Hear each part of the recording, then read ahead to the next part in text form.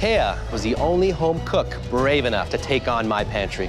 I see mango and pineapple. I'm starting right now on a mango salsa, and then I think I'm going to use pork belly.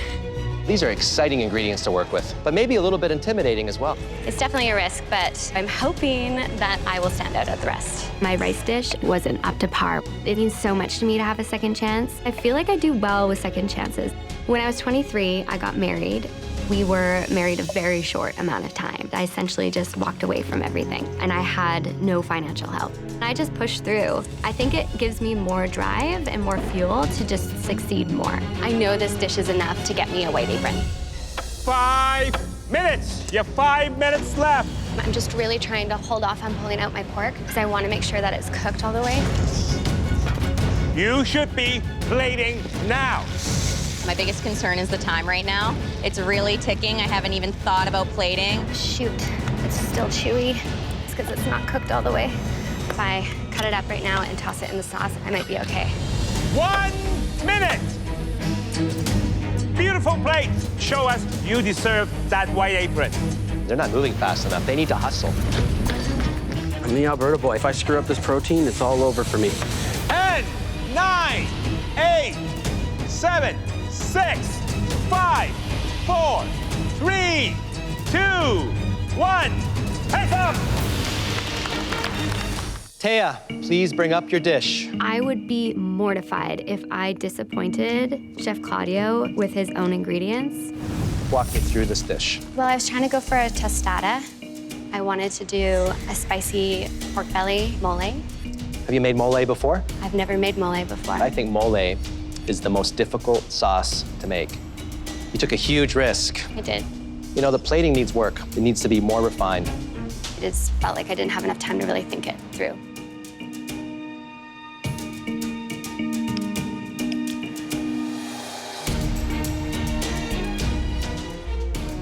For me, this dish is a complete knockout. It is next level. Oh my God. Extraordinary. It's incredible. I can't believe you pulled that off in such a short period of time. Thank you. It is succulent. It is very juicy and a wonderful flavor profile. Oh my God, thank you so much. I am freaking out. I'm freaking out. I see condensed milk, evaporated milk, all the ingredients to make a tres leches cake. I used to eat this cake with my mom. Chocolate. When she passed away, I started to recreate and cook her recipes. So I'm doing this to honor my mom. I think I'm good. Chef Claudio? Jeremy, what are you making? Making a tres leches cake Wow. with white chocolate and toasted coconut. That brings me back to my childhood. What do you think is the biggest challenge in terms of pulling this one off? The bake time and having it cool in time. Jeremy, if you pull this off, I'm going to be incredibly impressed. I'm gonna do my best. I hope so. Thank you, Chef. Jeremy is doing a tres leches cake. He's worried about whether or not the cake is going to bake in time and rest and cool. 20 minutes. You have 20 minutes left. I don't think he has enough time. I'm cutting this way, way too close. This cake could send me home. Come on. 5 minutes. You have 5 minutes left. At this time, you should be plating. Time's running out, but I'm not going home on this cake.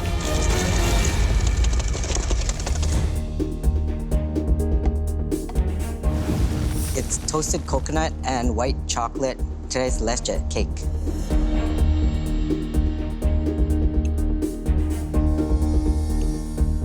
So we got 3 layers. And I put white chocolate in between each layer.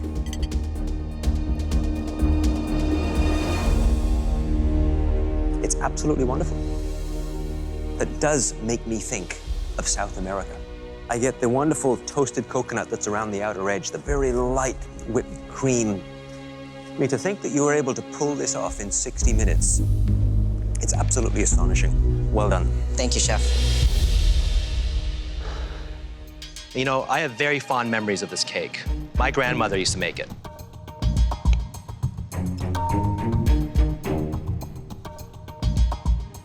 The sponge cake you actually made perfectly, but it is a bit dry. Just a few more moments soaking up that condensed milk, and it would have been a masterpiece. It's just begging Just for more. a little bit more, yeah. Please go back to your station. Thank you, chef. You know, the thing with chocolate and bacon, you don't want to put too much chocolate because it's difficult to find that balance without having the chocolate become too overpowering, too sweet. I was given bacon and chocolate, probably expecting to make a dessert, which is just not how I'm rolling. The judges are telling me that I have to push myself even harder. So I'm making deep fried chicken wing with some chocolate bacon mole. Italian girl knows Mexican too, huh? Mole, mole, mole, mole, mole. Well done. If this isn't out of the box, I don't know what is. Top 10, here I come. And Sabrina, she has really done well with her chicken wings from what I can tell. She's got a good foundation to it. She's the one to watch. She's a good home cook. Today is the day I have to show them I'm in this to win this. Deep fried chicken wing in a Mexican chocolate and bacon mole sauce. I cooked my mole down with some cinnamon sticks, cumin, jalapenos, and chili powder. I love Mexican cuisine. It's simple cuisine, but it's also very complex. And you chose one of the most difficult sauces to master. I went out of my comfort zone, like you had asked me to. Let's see if you pulled this off.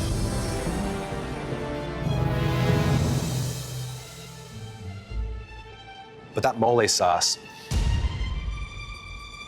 that's very good, Sabrina. All these flavors and textures that you have going on in here, they're extraordinary. It indicates to me that you have a lot more to offer. Great job. Thank you, chef. Please go back to your station. 1, 2, 1. I just wish I remember how many eggs I just cracked. Taya, how are you? Oh, gosh, yeah, good. So tell me, Taya, what is your strong finish?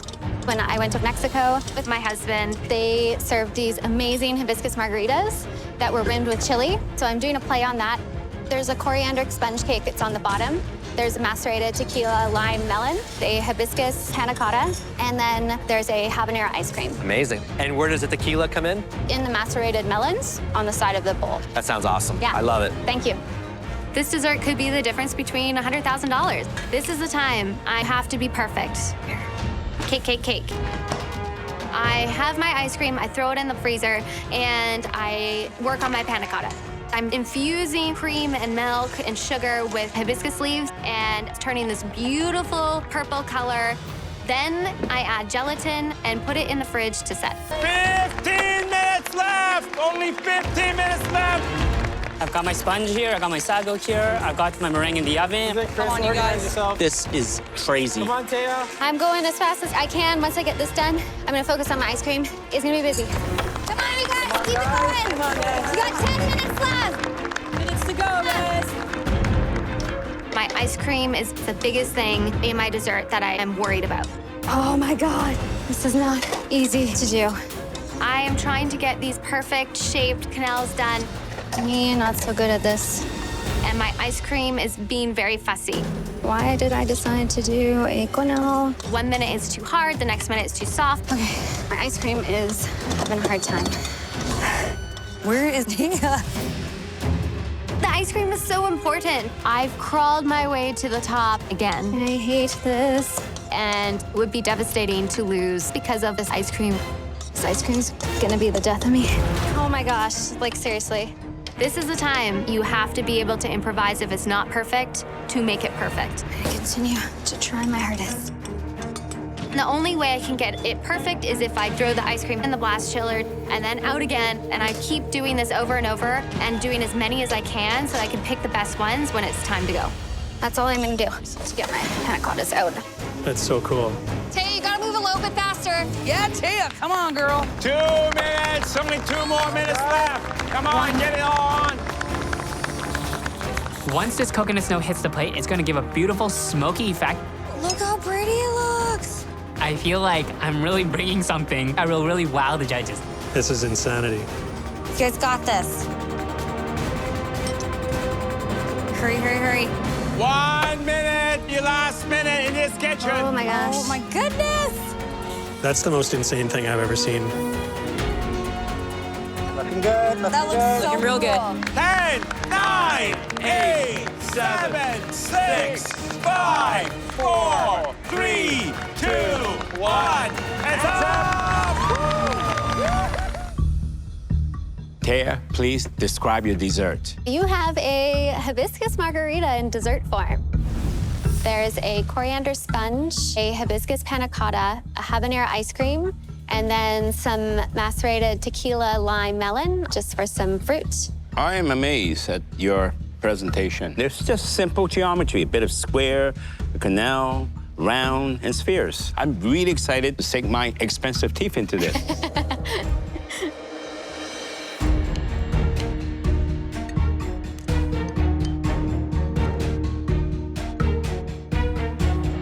This is one of those desserts that stops the conversation. The hibiscus panna cotta, not only does it have this really beautiful hibiscus flavor, I love the texture. It's chewy, it's really satisfying. And then you go into the ice cream, which has chili in it. That just pops in your mouth. The cake with the coriander and the melons. It just takes so much imagination to create this, Taya. This is a fiesta in the bowl and a fiesta in your mouth. It's a great little dessert. You know, my tip to you would be, when you do a compressed fruit like this, you have a little bit of the extra liquid in the vacuum pack. I want to see that juice in the bottom of the bowl because I believe it would add another level of moisture to the sponge and just tie everything together. Thank you, Chef. Thank you. So glad we picked Mexican. It was a great choice. Samara, Yes, give me a couple of minutes. Tell me what you're working on. What's on the menu? We're gonna do a flank steak taco with a red and green sauce and some charred corn. We're also gonna do a shrimp ceviche. You're going to do a ceviche? Yes, chef. Personally, I would say drop the shrimp. Stick to one, make it delicious. Okay. All right, you can do that? Yes, chef. Pino, you hear that? No shrimp. Chef Michael suggests to scrap the ceviche. Great idea. Now our menu is more focused, and right away we get to work. Salt, salt, salt. Yeah. 60 minutes has gone by. There's a big crowd building up, and you'll be feeding them in 60 minutes. 60 minutes. Come on, guys. We got to move a little bit faster here. The blue team, they've got to start searing off that steak ASAP, ready to relax to slice. Otherwise, they're not going to make it. I would agree. But with only minutes to go before lunch and a long line forming, the blue team doesn't have enough steak cut to fill more than a couple of tacos. I managed to get a small batch of steaks, rested and ready to slice. I don't want to face the treasure chest, so that's why we're really working hard today. Order, two. What the hell? Our lineup's not moving because we're not getting food out there quick enough. 9 total, 9 tacos now. We need this station to be clear. It's just a mess in the food truck at this point. Promo. Fuck. Pandemonium. Mike is slow, gently placing meat on the cheese, putting a nice dollop of sauce. It's cute for at home, but not a food truck. Tamara, I think you should be here. Mike should be there. Yeah. Okay? Maria's like, Mike, just get in the friggin' window. And I was like, okay, good, that's where I want to be. I want to talk to the customers anyways. Everyone's just working their tails off.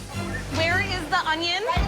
It's amazing how the tables have turned now. The blue truck seems so organized, so prepared. All of a sudden, the red truck, boom, in front. The meatballs are coming flying out of the red truck, but the tacos, they're having difficulty getting them out. The blue team has too many components going on that one dish, and they're not serving as many people. Here we are. Sorry about the wait. The red team, it's simple, it's lean, it's fast. As the red team continues to churn out their subs, the judges head into the crowd to gauge which team's meal is winning over more customers. You ate from the red team. How was it? It was delicious. Delicious. You liked it? I loved it. And who likes the blue? Mexicana truck. It's delicious. The blue team takes the opportunity to steal back some customers. This is my big chance. The red team put on a plate that's raw, and I think that's great. This is our time to step ahead. We need someone to go work the crowd. Pino, do some magic. So I quickly grab a dish and I start working the crowd, showing people, other customers who bought food from the town truck. Look what we have. How you doing over there? Have we tried the Mexican yet? Mexicana. We have a marinated flank steak in there. This is just what comes on the side. We have 2 different types of craft cheese. One's spicy, one's not. I'm Italian. Vengo da un piccolo paese vicino a Napoli, però oggi sono andato a Mexico. I'm the Italian who's converted today. So I tell him, I'm Italian, but I've gone Mexican. Tell him Pino sent you, and they'll take good care of you. 1 minute. You have 1 minute left. Right, here we go. Andale. One more, guys. We're rocking it, Eric. We're rocking it. Can you just ask them if they want spicy or not spicy cheese? We're using the Kraft habanero cheese and the Tex-Mex. Sure. Here, we'll give you 2 subs and an extra meatball each. In the dying moments of the food truck challenge, both teams are fighting to win over the final few customers. There's no wait in our line over here. No wait. Come over here. Our line's moving way faster. Thank you very much, sir. They are hustling.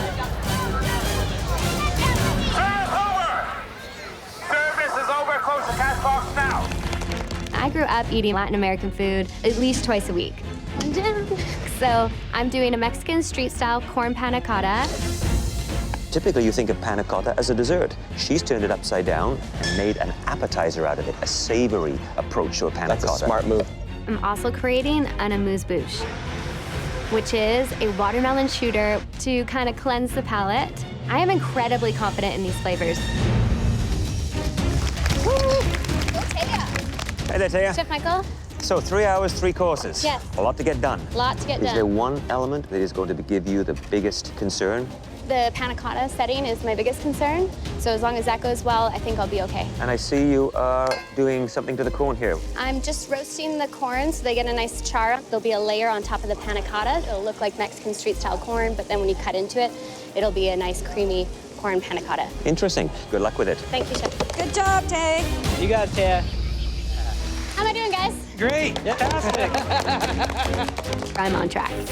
And I know I have enough time to make every plate perfect. But the panna cotta is absolutely vital. If my panna cotta doesn't set, it's just like this blob. And I might as well just give the first round to Trevor. Oh my gosh. Looking good. Whew.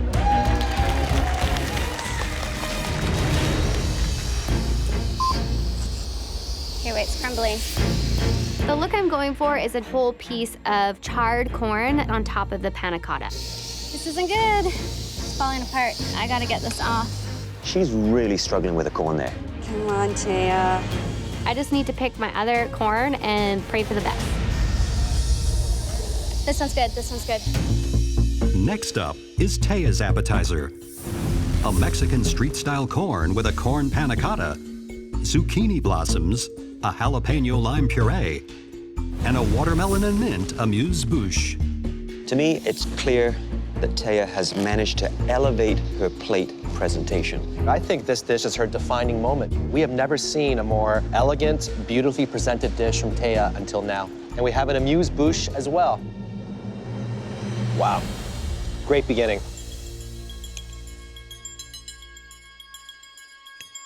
The panna cotta is very good. A little on the sweet side, you get that big hit of corn and that charred corn on top. I thought it was just a very clever way to do it. This dish, I cannot see anything wrong with it. And this is very, very rare. Coming from a demon chef, you got all the different tastes. You got the sweet, that's balancing with the acidity from the crema, a little bit of hit slice at the end. The combination, it's amazing. She has really captured Latin American cuisine here. Well, gentlemen, let's get back into the kitchen and see what Taya and Trevor are up to for their main course. Taya, Yeah. Is there anything on that board that inspires you? The 2 things that I wanted are still there, so I'm pretty excited about that. The tortilla press and tomatillo. You got lucky. I did get lucky. I got tomatillos and tortilla press. A tomatilla is like a tomato, but it's more sour. I am going to be making a deconstructed tostada, so it's almost like a tostada flipped upside down. I just love these Mexican flavors. I grew up with them. My family always ate Latin American food. Using my tortilla press to make tortillas, then I add my halibut and my tomatillos I'm roasting down so I can make a beautiful green sauce. All the flavors are there. Taya, please bring your dish to the podium.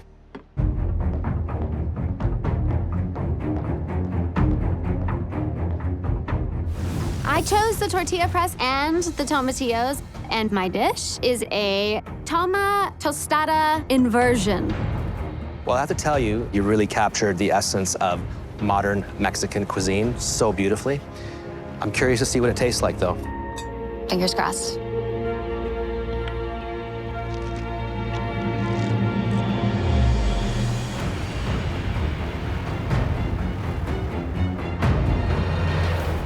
This is really sensational. The tostada is so beautiful, very crispy, very light. Halibut ceviche, lots of zing. Only fault, there's not enough of it. Citrus, salt, really well executed. Thank you. Hey, Josh. Chef, how are you? You know Becky, Josh. I do. I saw her last year. Congratulations. Thank you. You're working really clean, which is good, because when your station's in a mess, it's like your mind's in a mess. That's very true. Thank you. Tell us what you're doing. I'm gonna do my take on my Bubba's chocolate cake. We used to eat that stuff all the time growing up. I'm gonna put some ancho chili peppers in there just to give it a little bite. And I'm also gonna make some sponge toffee and a Saskatoon berry gel. This is the first time you have ever made something sweet in the MasterChef Canada kitchen. And it's for your grandmother, right? Yeah, it definitely is. I hope you do justice for her. Gonna definitely make her proud. Good luck. Thank you, guys. Good luck. Thanks, Becky. I'm taking a huge risk making this cake. I don't bake a whole lot, but I need to show the judges that I can do everything. Slow down. Slow down. There we go. I got a million things going on in my head, and then I realized I forgot my gel in the blast chiller. I gotta go get my stuff. Oh, no. It's frozen solid. Come on. I really needed this gel to elevate the cake. It's a disaster. 10 minutes! You have 10 minutes left! All right. I forgot my gel in the blast chiller. It's not set, it's frozen solid. Now I gotta go to plan B. I add liquid to it, and I turn it into a coulis instead. I really hope this works out for me. Okay, that's good. I am super excited. You know, this dish means so much to me. It's my whole family on a plate. So I'm hoping that I've made my Bubba proud. What I've made for you today is a Mexican chocolate cake with sponge toffee and a Saskatoon berry raspberry coulis. I really love the plating. It looks like this cake just fell onto the plate. Well, let's taste it.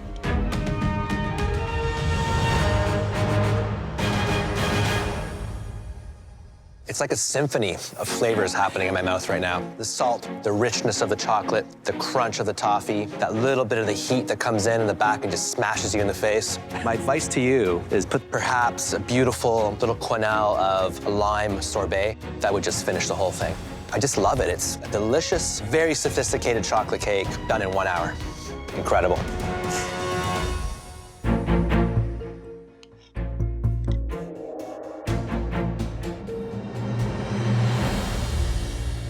I'm impressed.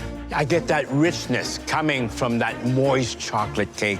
I get the icing, that chili, that sourness. Everything is in here. This is complex. And I want to say welcome to the competition. Thank you, Chef. Woo. To hear these judges love the cake, it's everything that I've ever wanted. Loop. Through. Come on, Taya, push. This is the most time-consuming thing on the planet.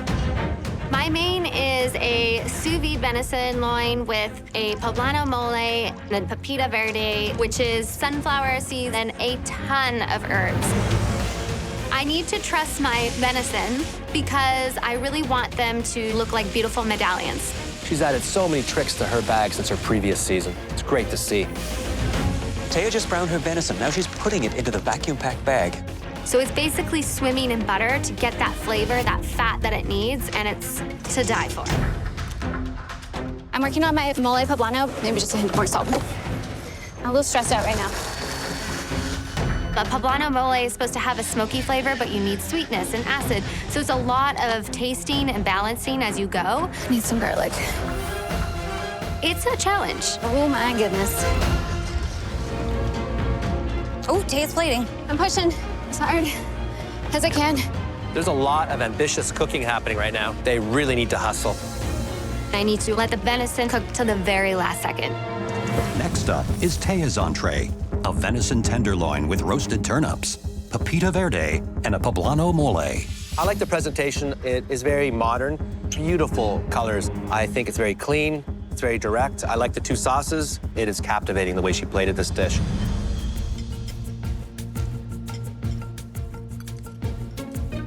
I find the venison underdone in the center, but it is very moist and has great natural flavor. The mole, it is big and bold, but balanced. It has the acidity there. And then the salsa verde is so much more subtle and creamy, and as a counterpoint to it, I love the balance game that she's playing here. You know, you can serve venison rare, but rare venison is very, very strong. And the sauce has to compensate it with something fruity and sweet. This combination do not justify the cook on the venison. I'm making an Asian-inspired pork taco at the fire hall. I'm lucky to get 30 minutes in a row of cooking time without hearing the bell go off. 30 minutes, I'm all over it. It's gonna taste unreal. My Kofi has got a lot going on. He's doing a beautiful pork taco. So he is making homemade tortilla. When I saw Chef's plate, it reminded me of home and my family. So I made an Asian-inspired pork taco. I made the tortillas from scratch, which I do at home. Tell me exactly how you marinated the pork. Sambal, maple syrup, soy, some shallots, some garlic, lime juice, a little bit of cinnamon, cumin, and coriander. Your taco game is strong, my friend. That is good. Thank you. Really good. The pineapple, the sambal, that hint of maple syrup, give it that sweet heat that I love. You have a lot of potential. That's really great. Thank you very much.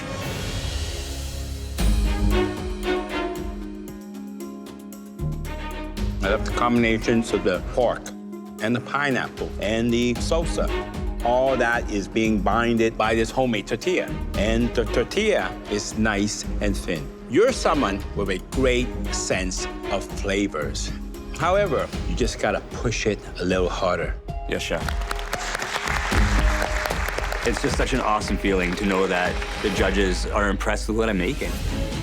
I'm doing a play on traditional Mexican coffees. I'm doing a orange sponge cake, a cinnamon ice cream, and a dusting of espresso powder. Honey, put this in the box. Thank God the ice cream started because I still got to do a cake, a toffee, a mousse, a caramel. I got a lot of things going on. I need to get this done. Hey, Taya. Chef Alvin? So what are you doing? Right now, I am working on a sponge toffee. Okay. So you're doing an elevated coffee dish, right? More the flavors that are in traditional Mexican coffee: orange, cinnamon, chocolate. I love the orange and the coffee. Sounds amazing. Do you drink a lot of coffee? I love coffee. You're becoming a chef already. I can tell you, chef just drank coffee all day long. There's a lot of component in this dish. Remember, you only have 20 minutes. Yes. Thank you, Chef. 10 minutes. Let's go. 10 minutes. Taya's cake is out of the oven now. That's got to be a sigh of relief for her. I need to cool my cakes. Now I need to plate. I'm good. Look at the way Trevor's plating. Trevor is an artist. My hands are shaking like a leaf. I know I need to make sure my plating is absolutely beautiful. 2 minutes. You only have 2 more minutes left. 2 minutes. Come on, girl, you can do it. I'm gonna do a little mousse. Oh my God, that looks amazing. Taya has just brought her ice cream from the blast freezer, and she has 1 minute to make canals and get it on the plate. This is so much pressure, but I gotta shake it off because I need to make the best damn dessert these judges have ever tasted. There we go. There he goes, coming out. Yay! Wow, he's doing it. 10, 9, 8, 7, 6, 5, 4, 3, 2, 1. Hands up!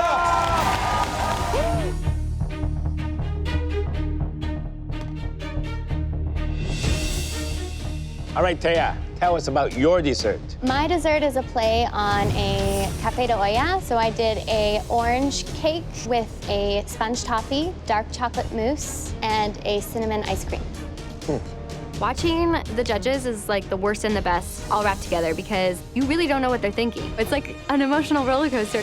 Taya, first thing, I gotta compliment you on your plating. Thank you, Chef. You've been able to create a great sense of balance, proportion, color to create this one dessert. And that's not easy. The flavors are classic Taya. They're big, they're bold. There's a lot of flavor happening on one plate. Taya, you got a lot of lovely elements on this dish. Ice cream, cinnamony, smooth, creamy. The caramel's buttery. But what's the name of the dessert? Café de olla. I did not get the cafe. But overall, great job. But I would have preferred a little bit more coffee in my coffee dessert. Understood, Chef.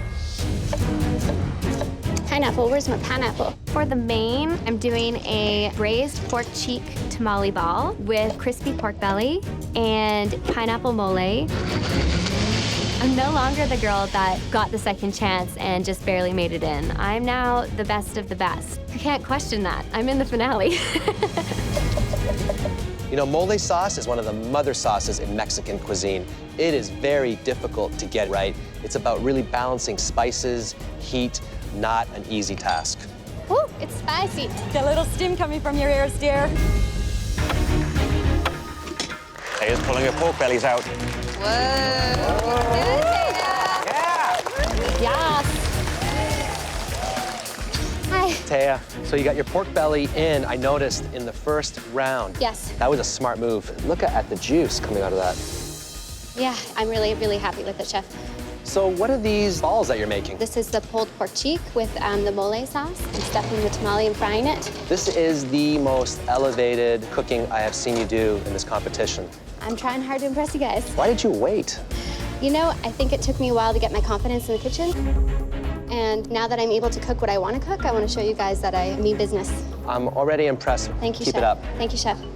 This win would be golden ticket to my food dream. I want to be a food critic. I mean, I got a good palate. I might as well use it, right? 10 minutes, you have 10 minutes left. What the heck's happening? I'm deep frying my tamale balls, and when I turn and look, the deep fryer is not to temperature. The fryer? The fryer is still the quickest way to cook this. No going back, I have to stick with the plan. Okay, please need a minute. In 5 minutes, the server will be coming for the entree. Hot, hot. I'm getting frazzled because I don't have that much time to play. Look at the focus right now. This is next level. You got this, Trevor. Come on, Taya! 1 minute! 1 more minute left! Taya, you can do it! 10, 9, 8, 7, 6, 5, 4, 3, 2, 1, and up!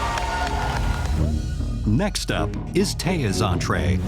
Braised pork belly and pork cheek tamale ball, and a pineapple mole. It doesn't look as good as the appetizer. The color of the tamale ball is a bit light. It doesn't have that golden look that you would expect from a deep-fried item. I do think it's a playful take. I love the colors on the plate. It does say Mexico to me, and now it's all down to how it's going to taste.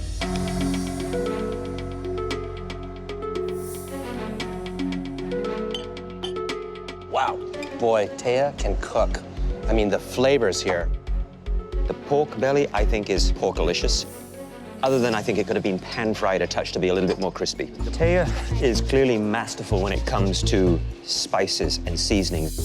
She has nailed the flavors of Mexico. That, to me, makes this dish a real knockout.